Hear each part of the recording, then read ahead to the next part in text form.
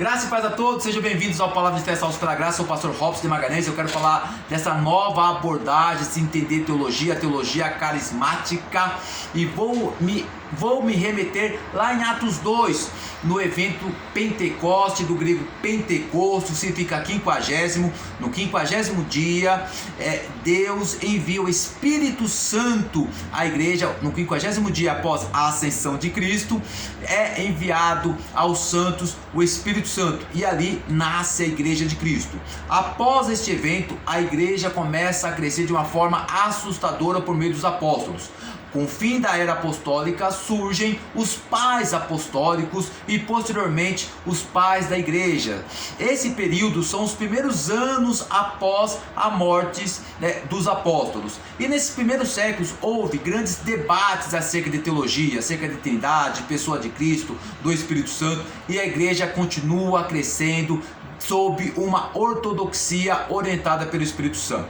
A primeira grande divisão ocorreu no ano 1054, o grande cisma, a separação da igreja Oriente e da igreja do Ocidente. Aqui, neste ponto, é muito importante você prestar bastante atenção por causa de alguns movimentos reformadores e a abordagem de se entender e de se compreender a teologia bíblica. Bom, o primeiro grande teólogo, chamado São Tomás de Aquino, que tinha a mente permeada por Aristóteles, foi o grande teólogo do período escolástico. Entretanto, a Igreja Católica estava se desviando cada vez mais da ortodoxia bíblica, da salvação pela fé, justificação pela graça. Obviamente surgiram movimentos de reforma. A reforma que nós chamamos de luterana por Martinho Lutero, o alemão, ela ocorreu no século XVI. Justificação pela fé era o grande lema, o grande tema de Martinho Lutero. Posteriormente, João Calvino, um francês, ele traz a reforma calvinista, a reforma que nós conhecemos mais, que é ao lado da igreja presbiteriana. E esta reforma, ela foi dogmatizada, ela foi confessionada em 4 volumes pelo grande teólogo do século XVI, João Calvino.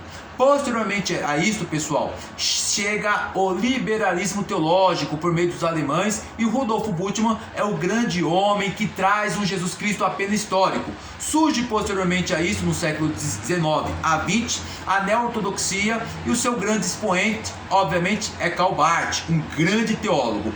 Posteriormente, no final do século XIX para início do século XX, Charles Fox Parham traz a teologia pentecostal, a teologia do segundo batismo com o Espírito Santo, evidenciado pelas línguas estranhas, e o poder de cura, de libertação, o poder salvífico por meio dos milagres. E em 1906, no início do século XX, o grande africano Seymour, ele começa a propagar a teologia pentecostal, e isso impacta Daniel Berg e Gunnar Wingre, os suecos que saíram dos Estados Unidos da América e chegaram até Belém do Pará e fundam desta forma a Assembleia de Deus, que começou antes com o nome de Missão Integral, Missão Apostólica, uma igreja que tinha uma teologia pentecostal. Ou seja, o que é a teologia pentecostal? Mais uma vez eu quero frisar: acredita em 2 batismos do Espírito Santo, e o segundo batismo evidenciado pelas línguas estranhas, e os dons espirituais sendo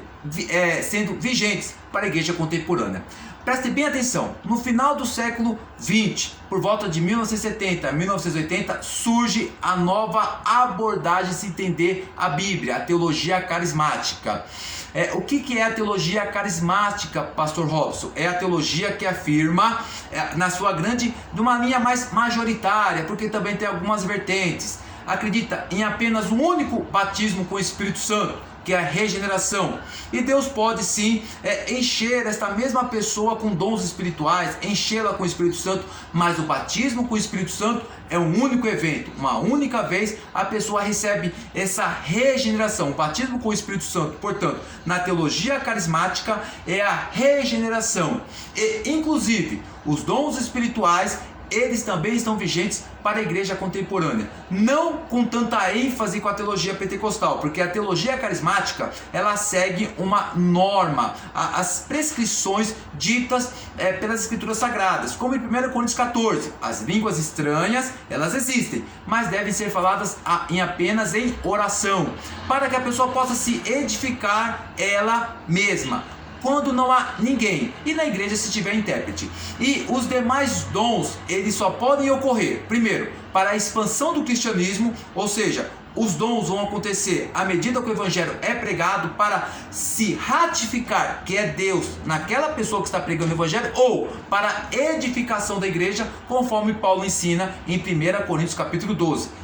Esta é uma abordagem sintética, básica da teologia carismática, um único batismo com o Espírito Santo, que é a regeneração, a ênfase nos dons espirituais, mas nesse contexto mais bíblico. Línguas, 1 Coríntios 14, só com Deus e oração, se tiver na igreja tem que ter um intérprete, e os dons espirituais só vão ocorrer dentro da perspectiva bíblica, ou seja, para a expansão do cristianismo, para ratificar que Deus está na vida daquele pregador, ou para a edificação da igreja, conforme 1 Coríntios 12.